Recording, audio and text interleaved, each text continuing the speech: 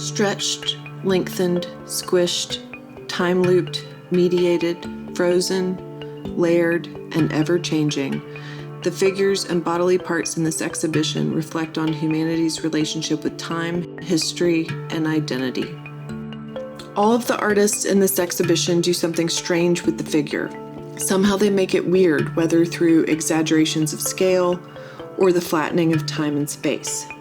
Some pieces feel as if they could be moving forward or backward at any moment. Other works speak to our relationship with time itself by reflecting on memories and stories and how we perceive our own histories and identities. Do these things shift continuously? Is there any permanence within our own selves?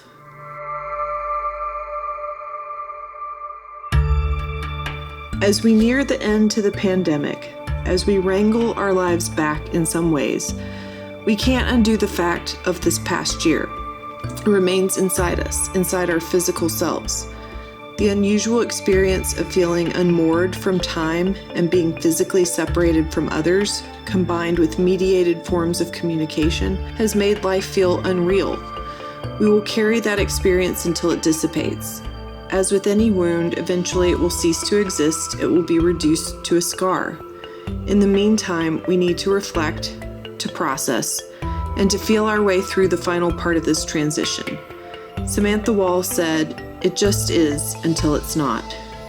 We can sink into despair or take solace, depending on the moment.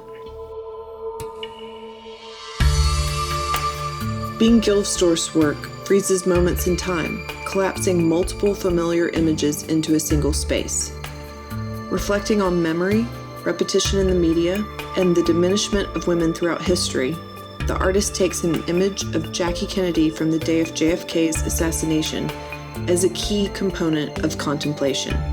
Few images have been made to bear the weight of so many meanings and associations, ranging from fashion to politics to national trauma, and even to a vast labyrinth of conspiracy theories.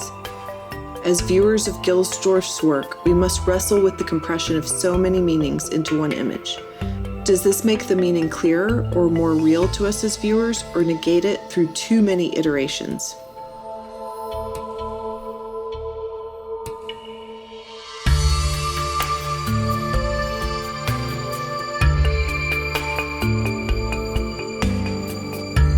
Lisa Jarrett's works examine Black femme culture through the lens of hair and beauty rituals. How do routines, products, and beauty standards affect the self-reflections, representations, and stories of those who identify as Black femme?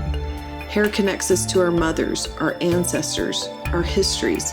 It speaks deeply of who we are, how we are seen, and how we see one another.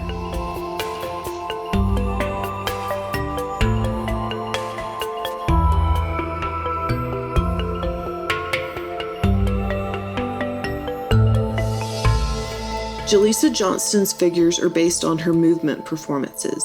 She collapses time, as Gilsdorf does, but instead of working with historical photos, Johnston repeatedly draws on her own image. Different versions of herself appear to meet simultaneously. In her drawings and video works, representations of the Black body vary from clear figures to complete abstractions that the viewer can only glimpse, each form too close to be distinct.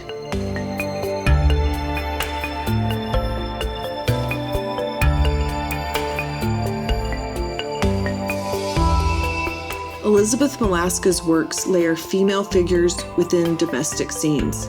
Each tableau's story is also layered, incorporating gestures and poses that recall historical moments, as well as objects and clothing that are common contemporary markers. The tensions between these different eras suggest longer and more complex narratives, leaving the context up to each viewer. Are these cyclical time loops or myths that speak to universal truths?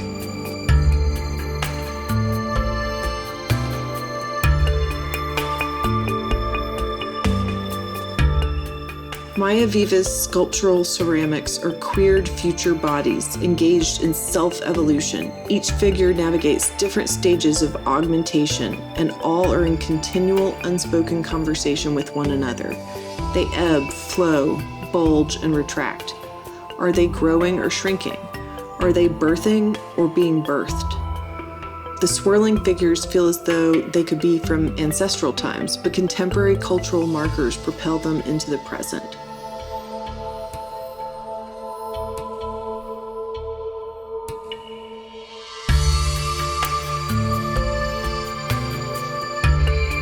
Samantha Wall's figures reflect a fragmented interiority influenced by the events of the past year. We see into the body as if looking through an X-ray, but instead of sinew and bone, affected forms are revealed, sculpted by what they touch and what touches them. We are shaped by discourse, current events, and familiar bonds. However, being deprived of social interaction has created a hunger for other bodies, as well as a fear of them. Her figures reflect our longings and our conflicted feelings about touch.